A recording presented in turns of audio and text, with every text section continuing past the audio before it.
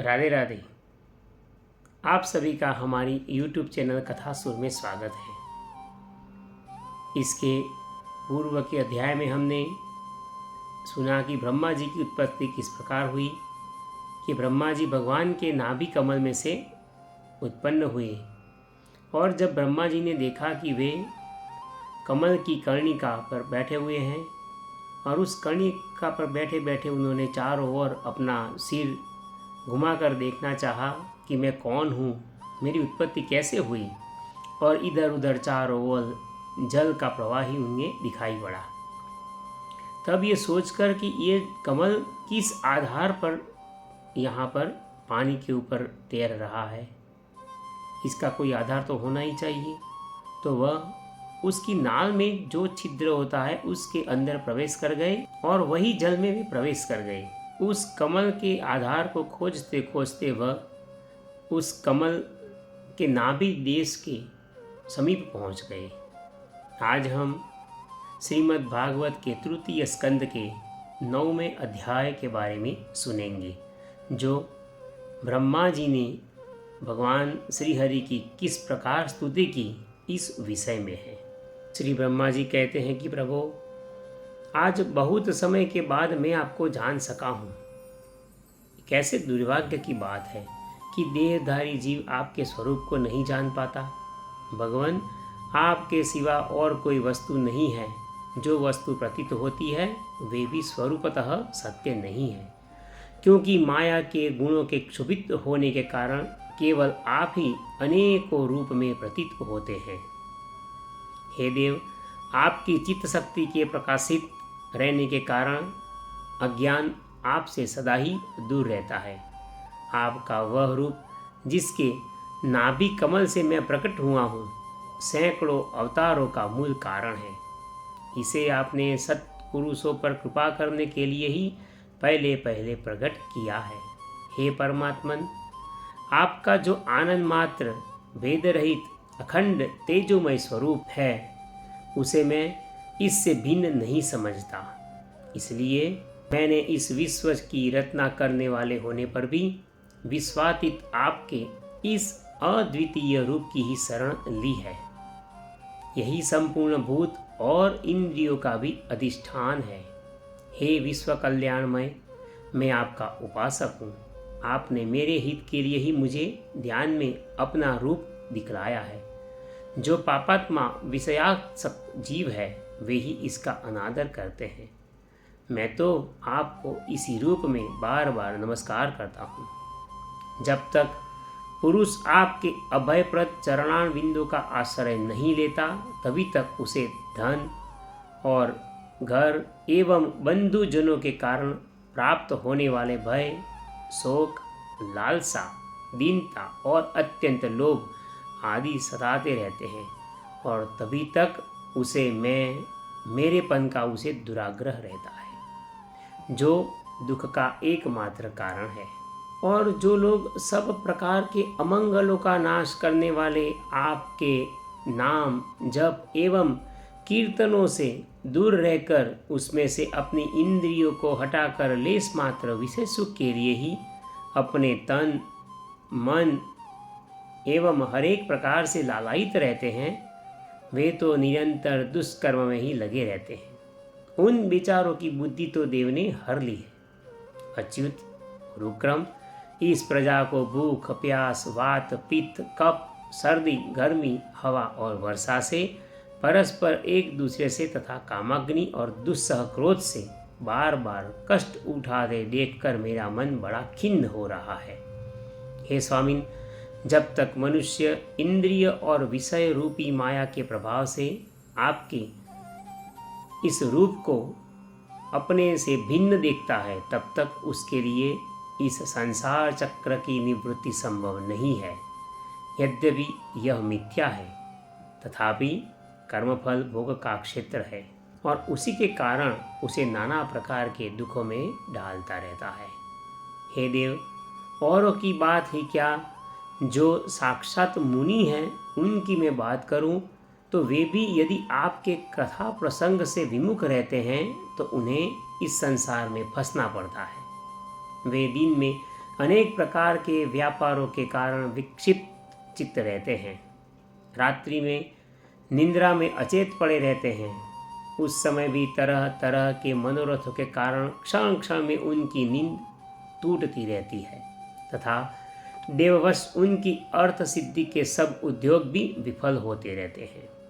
हे नाथ, आपका मार्ग केवल गुण श्रवण से ही जाना जा सकता है। आप निश्चय ही मनुष्यों के भक्ति योग के द्वारा परिशुद्ध हुए हृदय कमल में निवास करते हैं। हे पुण्य श्लोक प्रभु, आपके भक्तजन जिस जिस भावना से आपका चिंतन करते हैं, उन साधु पुरुषों पर अनुग्रह करने के लिए आप वही वही रूप में अवतार धारण करते हैं। हे भगवान, आप एक हैं तथा संपूर्ण प्राणियों के अंतःकरणों में स्थित उनके परम हितकारी अंतरात्मा है। इसलिए देवता लोग भी आपके सामने अपने हृदय में तरह तरह की कामनाएं रखकर भांति भांति की विपुल सामग्रियों से आपकी पूजा करते हैं, तो भी आप उन पर उतने प्रसन्न नहीं होते जितने आप सब प्राणियों पर दया करने से हो जाते हैं। किंतु वह सर्वभूत दया असत पुरुषों को अत्यंत दुर्लभ है। जो कर्म आपको अर्पण किया जाता है उसका फल तो अक्षय हो जाता है, उसका नाश कभी नहीं होता। अतः नाना प्रकार के कर्म, यज्ञ, दान, पुण्य, तपस्या और व्रतादि के द्वारा आपकी प्रसन्नता प्राप्त करना ही मनुष्य का सबसे बड़ा कर्म फल है। क्योंकि आपकी प्रसन्नता होने पर ऐसा कौन फल है जो सुलभ नहीं हो जाता। अतः आप परमेश्वर को मैं बार बार नमस्कार करता हूँ। जो लोग प्राण त्याग करते समय आपके अवतार, गुण और कर्मों को सूचित करने वाले देवकी नंदन, जनार्दन, कंस निकंदन आदि नामों का विवश होकर भी उच्चारण करते हैं, वे अनेकों जन्मों के पापों से तत्काल छूटकर मायादी आवरणों से रहित ब्रह्म पद को प्राप्त कर लेते हैं। आप नित्य अजन्मा है, मैं आपकी शरण लेता हूँ। भगवान, इस विश्व वृक्ष के रूप में आप ही विराजमान हैं। आप ही अपनी मूल प्रकृति को स्वीकार करके जगत की उत्पत्ति, स्थिति एवं संहार के लिए मेरे अपने और महादेव जी के रूप में 3 प्रधान शाखाओं में विभक्त हुए हैं और फिर प्रजापति एवं मनु आदि शाखा प्रशाखाओं के रूप में फैलकर बहुत ही विस्तृत हो गए हैं। मैं आपको नमस्कार करता हूँ। यद्यपि मैं सत्यलोक का अधिष्ठाता भले ही हूँ, जो 2 परार्ध पर्यंत रहने वाला और समस्त लोकों का वंदनीय है, तो भी आपके उस काल रूप से मैं डरता हूँ। उससे बचने और आपको प्राप्त करने के लिए ही मैंने घोर तपस्या की थी और बहुत लंबे समय तक मैंने तपस्या की है। आप ही अधियज्ञ रूप से मेरी इस तपस्या के साक्षी भी हैं। मैं आपको नमस्कार करता हूँ। आप तो पूर्ण काम हैं, आपको किसी विषय सुख की इच्छा नहीं है, फिर भी आपने अपनी बनाई हुई धर्म मर्यादा की रक्षा के लिए पशु, पक्षी, मनुष्य और देवता आदि जीव योनियों में अपनी ही इच्छा से शरीर धारण कर अनेकों लीलाएं की हैं। ऐसे आप पुरुषोत्तम भगवान को मेरा नमस्कार है। हे प्रभु, आप अविद्या, अस्मिता, राग, द्वेष और अभिनिवेश 5 में से किसी के भी अधीन नहीं है। तथापि इस समय जो सारे संसार को अपने उदर में लीन कर भयंकर तरंगमालाओं से विक्षुब्ध प्रलयकालीन जल में अनंत विग्रह की कोमल सैया पर शयन कर रहे हैं, वह पूर्व कल्प की कर्म परंपरा से श्रमित हुए जीवों को विश्राम देने के लिए ही है। आपके नाभि कमल रूप भवन से मेरा जन्म हुआ है। यह संपूर्ण विश्व आपके उदर में समाया हुआ है। आपकी कृपा से ही मैं त्रिलोकी की रचना करने में प्रवृत्त हुआ हूँ। इस समय योग निद्रा का अंत हो जाने के कारण आपके नेत्र कमल विकसित हो रहे हैं। आपको मेरा नमस्कार है। ब्रह्मा जी भगवान की स्तुति करते जा रहे हैं। वे फिर कहते हैं कि अतः आपने जिस ज्ञान और ऐश्वर्य से इस विश्व को आनंदित कर रखा है, उसी से मेरी बुद्धि को भी आप युक्त करे, जिससे मैं पूर्व कल्प के समान इस समय भी इस जगत की रचना आपके आज्ञा अनुसार कर सकूं। आप तो भक्त वांछा कल्प तरु है। अपनी शक्ति लक्ष्मी जी के सहित अनेकों गुणावतार लेकर आप जो जो अद्भुत कर्म करेंगे, मेरा यह जगत की रचना करने का उद्यम भी उन्हीं में से एक है।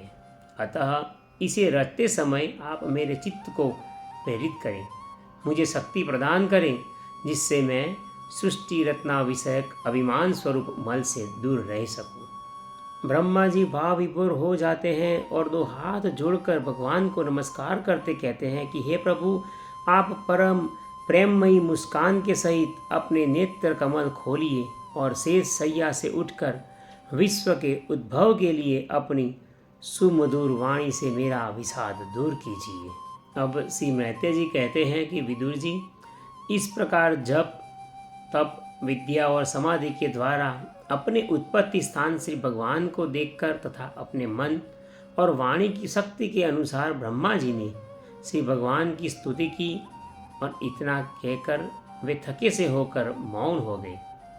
श्री मधुसूदन भगवान ने देखा कि ब्रह्मा जी इस प्रलय जल राशि से बहुत घबराए हुए हैं तथा लोक रचना के विषय में कोई निश्चित विचार न होने के कारण उनका चित्त बहुत ही खिन्न हो गया है। तब उनके अभिप्राय को जानकर वे अपनी गंभीर वाणी से उनका खेद शांत करते हुए कहने लगे। यहाँ पर श्री भगवान ने कहा कि वेदगर्भ, तुम विषाद के वशीभूत हो, आलस्य को दूर करो, सृष्टि रत्ना के उद्यम में तत्पर हो जाओ। तुम मुझसे जो कुछ चाहते हो उसे तो मैं पहले ही कर चुका हूँ। तुम एक बार फिर तप करो और भागवत शास्त्र का अनुष्ठान करो, इस भागवत ज्ञान को प्राप्त करो। उनके द्वारा तुम सब लोगों को स्पष्टतया अपने अंतःकरण में देखोगे। फिर भक्ति युक्त और समाहित चित्त होकर तुम संपूर्ण लोक और अपने में मुझको व्याप्त देखोगे तथा मुझ में संपूर्ण लोक और अपने आप को भी तुम देखोगे। जिस समय जीव काष्ठ में व्याप्त अग्नि के समान समस्त भूतों में मुझे स्थित होता देखता है और उसी समय वह अपने अज्ञान रूप मल से मुक्त हो जाता है। वह अपने को भूत इंद्रिय गुण और अंतःकरण से रहित तथा स्वरूपतः मुझसे अभिन्न देखता है। तब वह मोक्ष पद प्राप्त कर लेता है। ब्रह्मा जी, नाना प्रकार के कर्म संस्कारों के अनुसार अनेक प्रकार की जीव सृष्टि को रचने की इच्छा होने पर भी तुम्हारा चित्त मोहित नहीं होता, यह मेरी अतिशय कृपा का ही फल है। तुम सबसे पहले मंत्र दृष्टा हो। प्रजा उत्पन्न करते समय भी तुम्हारा मन मुझ में ही लगा रहता है। इसी से पापमय रजोगुण तुमको बांध नहीं पाता। तुम मुझे भूत इंद्रिय गुण और अंतःकरण से रहित समझो। इससे जान पड़ता है कि यद्यपि देहधारी जीवों को मेरा ज्ञान होना बहुत ही कठिन है, तथापि तुमने मुझे जान लिया है। मेरा आशय कोई है या नहीं, इस संदेह से तुम कमल नाल के द्वारा जल में उसका मूल खोज रहे थे, सो मैंने तुम्हें अपना यह स्वरूप अंतःकरण में ही दिखलाया है। भगवान कहते हैं कि प्रायः ब्रह्मा जी, तुमने जो मेरी कथाओं के वैभव से युक्त मेरी स्तुति की है और तपस्या में जो तुम्हारी निष्ठा है, वह भी मेरी ही कृपा का ही फल है। लोक रत्ना की इच्छा से तुमने सगुण प्रतीति होने पर भी जो निर्गुण रूप से मेरा वर्णन करते हुए स्तुति की है, उससे मैं बहुत प्रसन्न हुआ हूँ। तुम्हारा कल्याण हो।